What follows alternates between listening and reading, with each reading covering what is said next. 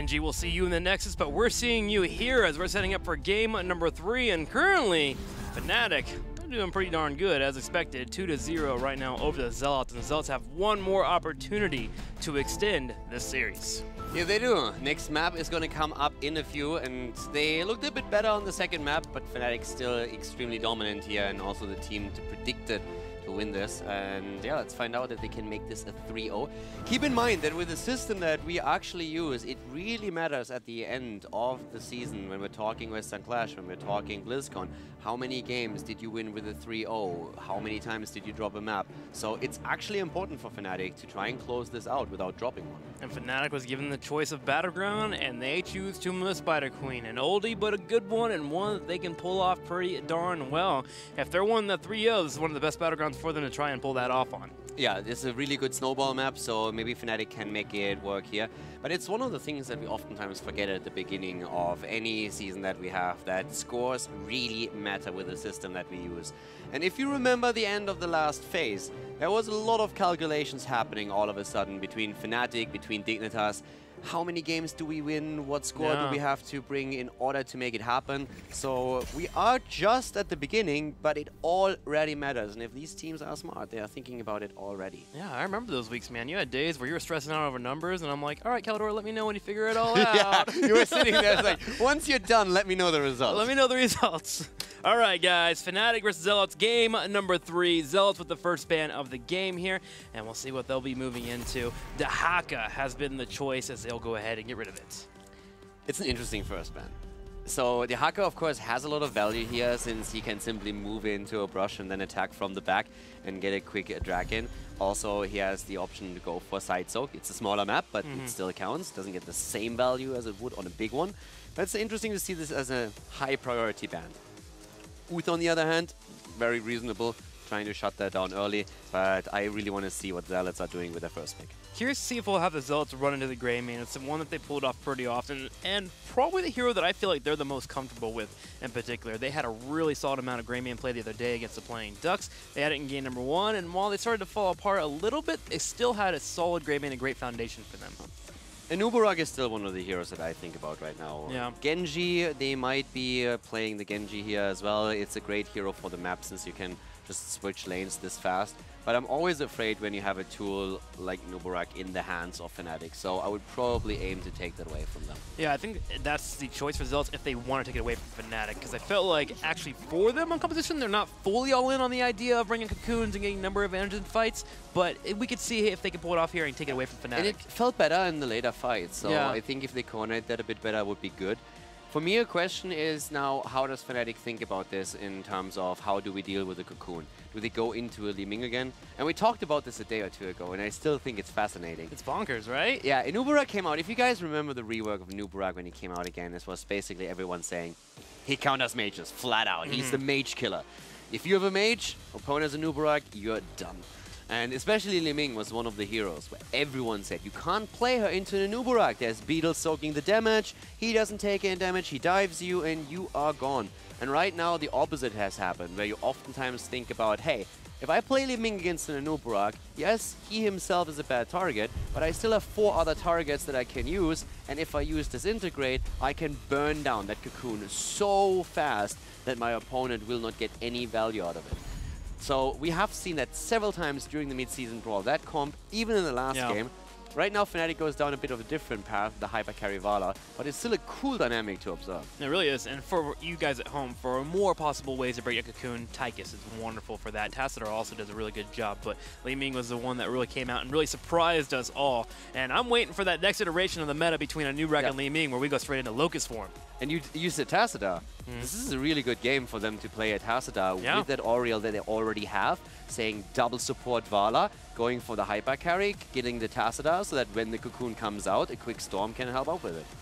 Well, we'll see if Zealots tend to maybe take it away here or go for the ban. Really, taking away Tassadar doesn't seem to work out too often in most compositions, so Zealots probably going to ban it out because, again, that double support is always a fearful thing to play against. Oh. Or they could just take it. Here's Tracer, and here's Tassadar. All right, the cavalry has arrived. Tracer Tassadar, played by the Zealots, trying to put Poik into the driver's seat here on a Tracer, and Fnatic This is an interesting touch to this now. Yeah. All of a sudden, we have a battle over the supports. Fnatic would probably do well banning out a support here. See if they'll go for that ban on the support. And I also start to wonder about Sylvanas a little bit. In the past, Fnatic actually ran Sylvanas against Tracer Tassadar a little bit to put pressure on the map, prevent them from opening up the battleground, but also for that silence to come in there. If you can land it on the Tassadar and make sure a shield doesn't come out at the right point, you can actually do a pretty good job of chunking away the Tracer and forcing a win in the fight. Fnatic could also just simply move away from double support, saying, yeah. hey, we don't have to play that Vala as a hyper carry. We can just simply use it as a normal backliner and then play around this and focus a bit more countering our opponent's draft. But if they ban a Malfurion, pick up a second healer themselves, then they really very much limit the options of what the Zealots can take with Tassadar. So what would be available here? You still have Rhaegar floating around. You have the Kerosene pickup as well. The Zealots have to think about what they want to move into. Kerosene with Tracer, not so hot. Yeah, it's a bit awkward, right? It's really awkward, yeah. Rhaegar could work, but isn't enough healing over time. Ancestor healing is also very hard to connect because Tracer might go too far. But here's the point. Fnatic banned Malfurion. Yeah. If they pick Rhaegar with Auriel, we've seen that from Tricked. It might not be the perfect world. Ideally, you have either the Uther, you could go into the Tassadar or the Malfurion. But if you pick the Rhaegar on their end, you can make that work. You can go old school and go Brightwing Tassadar. That's super old school. The Howling output's a little bit slow, but you can force the all-in with the phase shift into a Polymorph to try to kill someone off. But you're right, Zealots are in a position where it's like, oh, man, what do we do? Now, here's what Fnatic does. Do they actually pull it off now? So are we going to see that second support? Are they forcing Zealots into a certain direction here?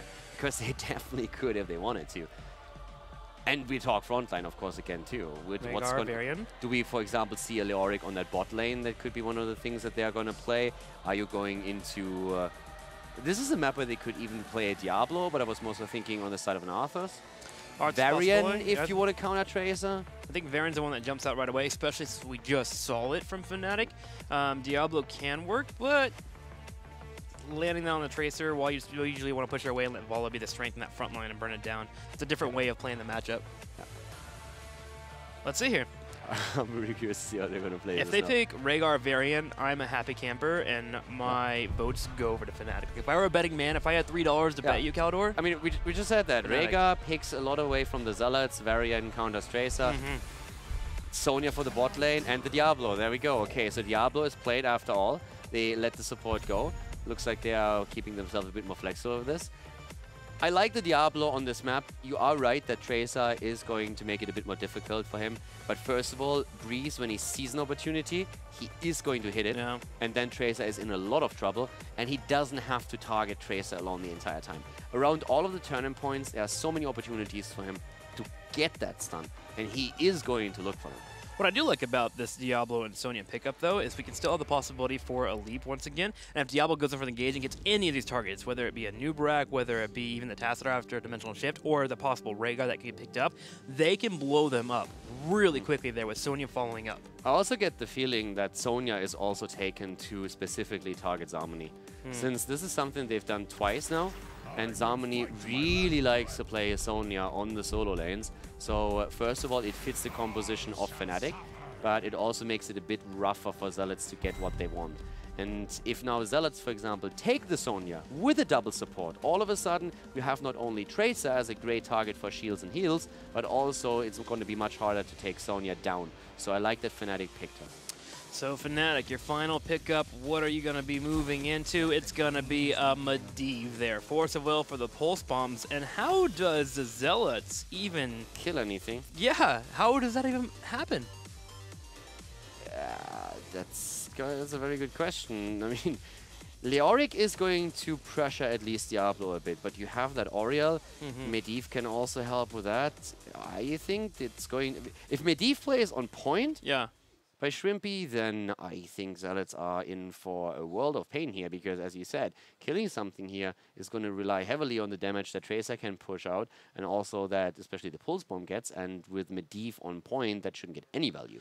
Yeah, just looking at these compositions, it seems very difficult. I can see a world like if the Zealots put 5 AMPs underneath the chairs of the Fnatic players and simultaneously turns them off and breaks their computers, they can get a victory or two with the Tracer Pulse Bomb, but even that seems a bit risky. Going for an EMP, right? You can't just pull the plug. You have to. Okay, You have to pull the EMP. You have to go for the EMP. You have to go for the maximum hacking. You got to be cool while you do it. Okay, I I would go for the German efficiency. I would send 5 guys over that pull the plug. He would go for an entire SWAT team with EMPs and everything and go full ninja on them. Anti-meta is the best meta. That is the rules here at the HGC. Yeah, this is going to be difficult here for the Zealots, but I'm excited to see them pull it off. If they can bring out the hyper-aggression, get on that back line, maybe get rid of an Ariel at the early stages before level 10, they can get it done. Looking risky. We'll figure out if they can do it, though, as we go into game number 3, Tomb of the Spider Queens, Fnatic taking on the Zealots. Fnatic in game number 3 right now, and they could make it also the last game. It is Tomb of the Spider Queen, that's our map here, as we see Smexy on Oriel, Whoopi on Sonya, Breeze on Diablo, Quacknix on Vala, and Schwimpy on Medivh. On the right side, in the red, it's all on the Tracer here. Zarmany will be playing here on Leoric. Poik will be the Tracer player, Shad on Tassadar, Grandpa on Rhaegar, and Mopsio on the Anubarak. Mopsio on the Noob once again, and already we're seeing in terms of talents block taken for Leoric. Makes it a bit harder for him to control the Diablo, but he has an easier time on the solo lane. And it's all going to be about Medivh here. Schwimpy will be the one who has to play on point with his force of will and also his portals. And of course, it's on the other hand, the Poik on the money pick. A+, by the way. A+. Still that money pick train, man. One day you'll get over it. Have you seen the new Raptor yet, by the way? Yeah, but it doesn't hold the candidates of the money pick. I haven't played it yet. I'm going to have to try it out this week. As Zarmany says goodbye and goes into spooky ghost form there, getting picked off, and Zarmany being taken out. So yes, for Fnatic, definitely Medivh will be the one that we'll keep an eye on. The opposing side, Zealots here, it's that Tracer and the Tassadar. How are they going to rotate, and how are they going to even get kills? Yeah, also Rhaegar being at the top lane here did not help Zarmany. Of course, you can argue if he should have been picked there in the first place, but overall, still, they played a 5 versus 4 in that mid lane, and that is an early kill. Only against Leoric. Not the end of the game yet, but still, it's a start, and Fnatic is trying to run that momentum. They have Sonya at a solo top, and they rotate between mid and bot lane, so shaking the rotations up a bit. Yep, only a kill in the York, but great for padding those stats here. Zealot's getting aggressive in the top lane, looking for a little bit of damage on the turret, which they're actually committing pretty heavily to this. They put all 4 people on the top, they get the turret down to a half health, and I kind of like that idea. Let's take this Tracer composition, and let's find ways to get some kind of advantage and experience. Problem is, Fnatic is doing a solid job here of being in all 3 lanes and making sure to stay tied up with that experience. And they pressure the bot lane heavily against Leoric. Mopsio is moving in up at the top again, though. It's a 2 versus 3 to 4 defense. But Vala and Oriel are getting some value at that bot lane, taking one of the towers down. Zarmany is pressured, and Quacknix is just constantly delivering extra hope for Oriel, for Smexy, to keep him high up. So it's a bit of a race that we're seeing. Yeah, Leoric has a hard time in 2v1, especially in the early game there. Having a hard time keeping up with it, and the race seems to go in the favor of Fnatic as they get 4 first. Also, Leoric is rotating between 2 lanes, or was attempting to, and that's just not going to work out against this. So the Zealots find themselves behind in experience already, even though they were able to push through the wall top lane. They're continuing this push too in the top. The thing is, their wave clear is kind of on the hardcore side here, as they need Tassadar bring out that Sidestorm to do so. Breeze on the left side easily gets away from Poik and crew, and will live for now. Zealots, I would like to see them maybe move in the middle here and start working on those turrets too, but they're going to go for an aggressive play. They're rotating to the bottom, but Smexy is well aware of it, is going to be able to pull away. Yeah, and at this point, we're also seeing Sonya just rotating. They're actually getting the Siege Giants to put even more pressure onto the bottom lane. Engagement comes in here. Nice little tweet there from Kitty. Kitty, we see you. Thank you so much. Big heart going out to you. You're handsome too. That you are, and so are our boys at the bot lane with the Siege Giants. This is starting to get a bit tricky for Zealots. Yeah, like, we look at the experience, it's only half the level, but it's monumental because of the compositions being here for. You have Vala and Oriel, who are absolutely insane together. They really bring out those heals and are very impactful. You have Diablo and Sonya, who are pretty much unkillable, especially with Diablo and that Devil's Due and him starting to get those souls up. And then you put Medivh on top of it, and your forts are already falling before 3 minutes and 30 seconds. The only thing that can go more wrong here is if the Zealots were all dead. That's the only thing. You are not wrong. It is an early level lead and the structural advantage that we see for Fnatic, but yeah, even though we only had 1 kill, Fnatic is setting themselves farther and farther ahead. And once they get the turn in, that should be an easy fought at the bot lane. And let's see what else they can do with it. For the Zealots, it's tricky because they don't even have the gems to turn in. Yeah, 27, and that is it. And you're right, that will not be enough. Big fight here in the middle, and Zealots are trying to make something happen. But with Fnatic hanging out near their Medivh and the Force of Will not being used too sparingly, they can make sure to shut down that pulse bomb at any point. I want to highlight that quickly. The gem count, how far ahead Fnatic is. It shows how well they zone out Zealots from picking up these gems, especially Leoric as he was alone at the bot lane against the Vala and Oriel. So this is one of the biggest problems that the Zealot have. They do not have any pressure on the objective. So Fnatic can go for the turn-in. They do that with Shrimpy, or try to. Sonya, on the other hand, got caught at the bot lane, and that might be an opportunity for the Zealots to just set themselves a little bit farther apart. Good, they needed that there. They get a hike in experience here, slightly ahead of their opponents, but again, the kill is perfect. They get the minions pushing in the bottom, which will deny some experience for Fnatic. So if Zealots can keep on this cruise control train and being ahead in experience here, they can get to 10 before their opponents and maybe force in a fight quickly enough. But it is about that turn in here. They do have enough gems finally, and they'll be able to drop them off at some point if they can get around that Diablo in particular. And let's not forget that during all of this, the Zealots have done a very solid job at just preventing the turn-in from Fnatic. Now, on the other hand, Mopsio is in trouble. But I really liked what Zealots did. Fnatic was trying to turn in at the top several times, and they just never got the opportunity, since Zealots did an amazing job interrupting them. Once again, it's happening. Mopsio is there. He pays with a huge chunk of his hit points for it, and that should finally allow Fnatic to make that a reality. Diablo finally going for the turn-in, dropping them off here. Grandpa won't go in for the harassment, and there it is. Blue Web Weavers are on the way. But we have a lead in experience for Zealots. So after initially they fell behind and they lost so much on the fort at the bot lane, they actually have now gathered a small lead in XP.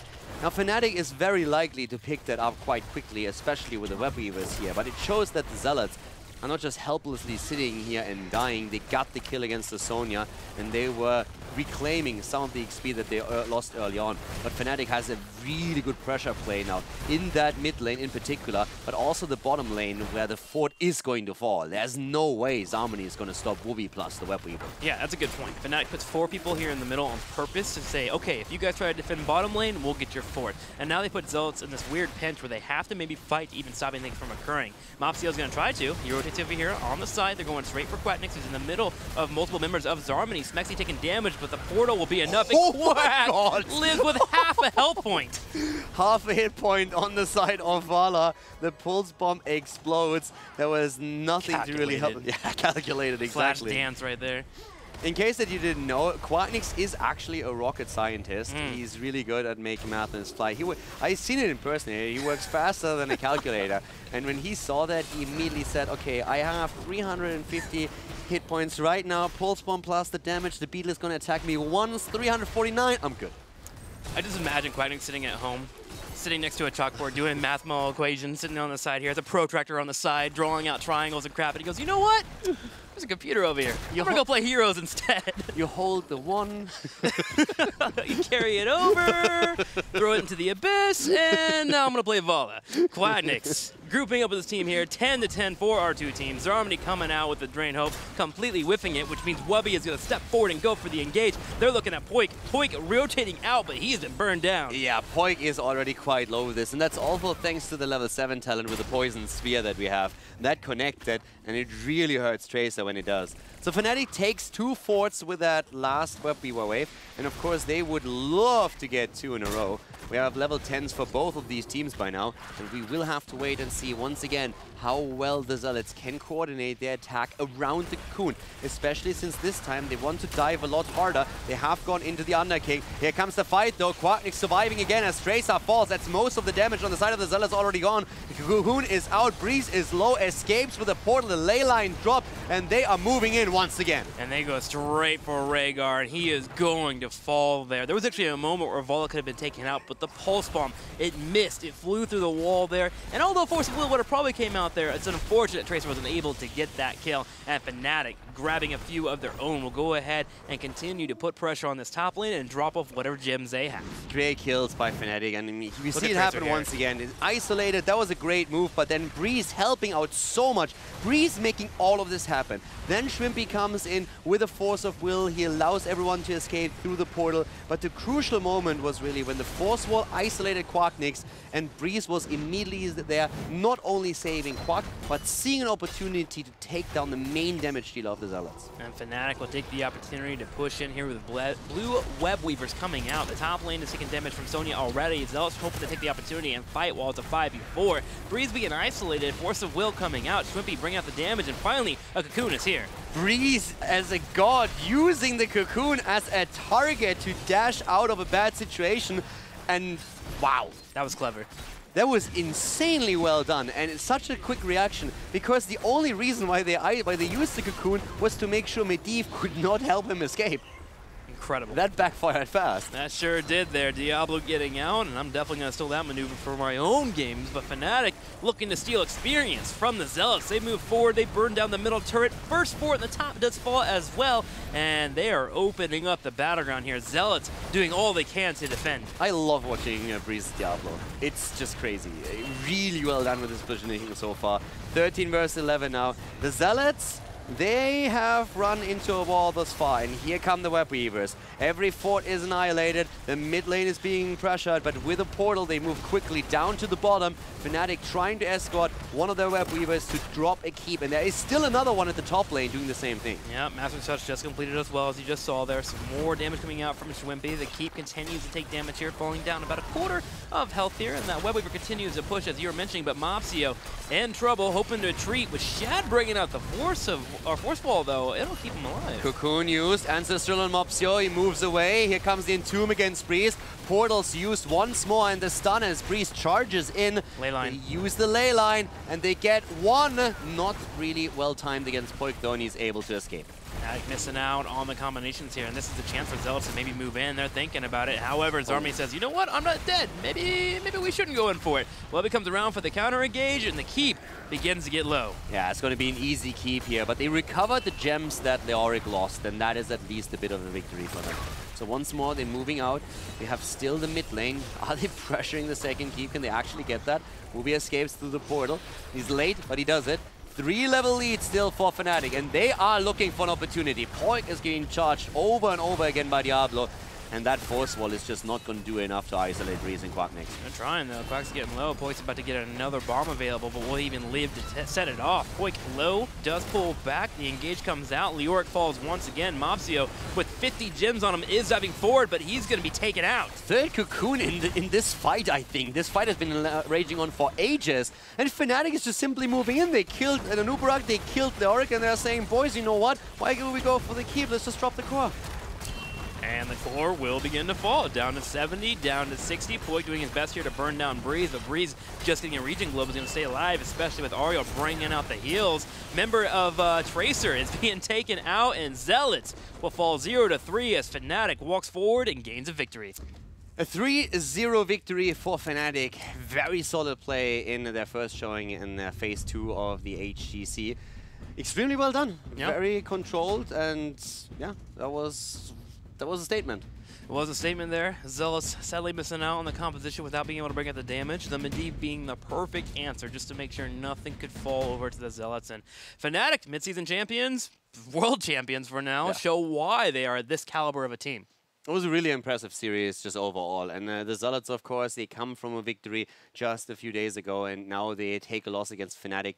Arguably the best team that we have in the HGC. Together with Dignitas, they reign supreme at the top, and the Zealots, they need to take a lesson from this, need to learn a little bit and say, okay, good, that didn't work out that well for us, but what can we take away from it? But overall, solid series from Fnatic. As expected, they are the favorite going into this, And yeah, they are the mid-season Brawl I champions. mean, a good weekend for the Zealots in particular. On Friday, they came out and really allowed everyone to say, okay, this is a team that I can get behind and cheer for. But also a team that you can see can be humbled right away. They played against the best team in Europe, and of course, they fall down to 0-3. But you can see moments of hope there, and this is a team that really trusts each other. I'm excited for them in Phase 2. I want to see how well they are in the next few weeks here when we get to Week 5, Week 6 here, where we had moments like BGNets where they started to really come online. I could see that happening here with the Zealots, but they're already slightly ahead of what we had for BGNets and Synergy. Yeah, exactly. No, I completely agree with you there. The new teams that have come in have done quite well so far.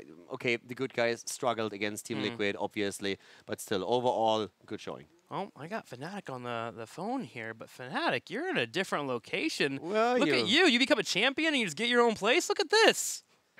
Hello.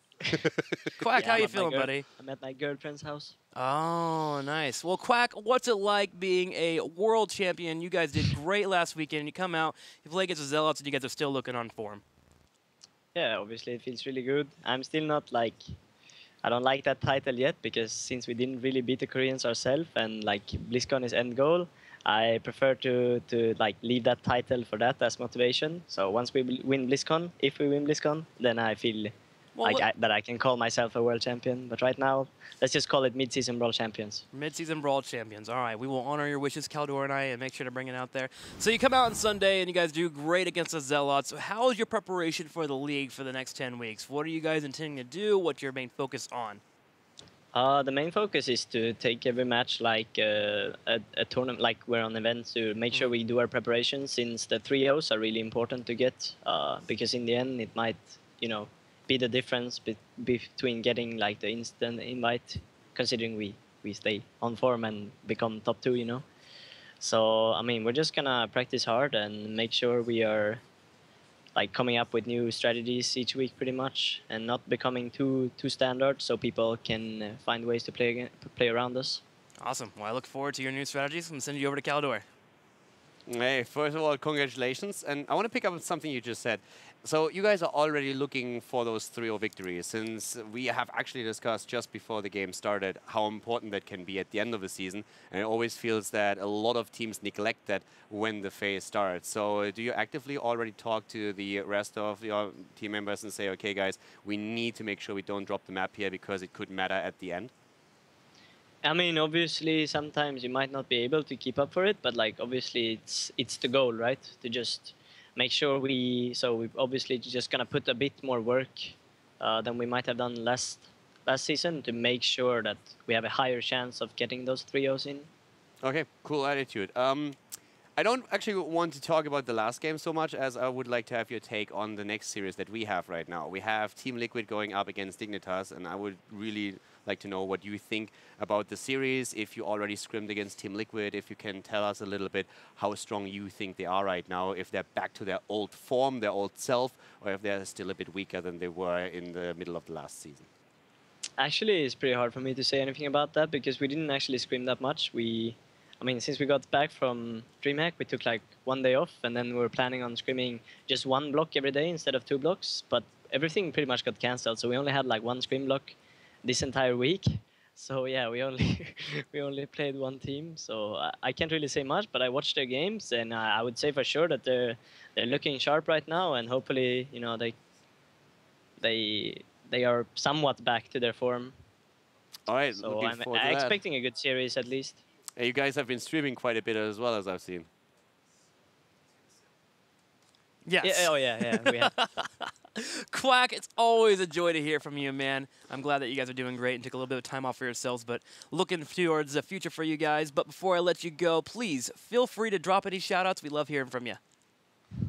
So yeah, obviously shout out to all the fans and to you guys and my teammate. We did a really good performance today. And then I want to tell the fans or the viewers to tell your friends to stop watching League of Legends and bring them over here.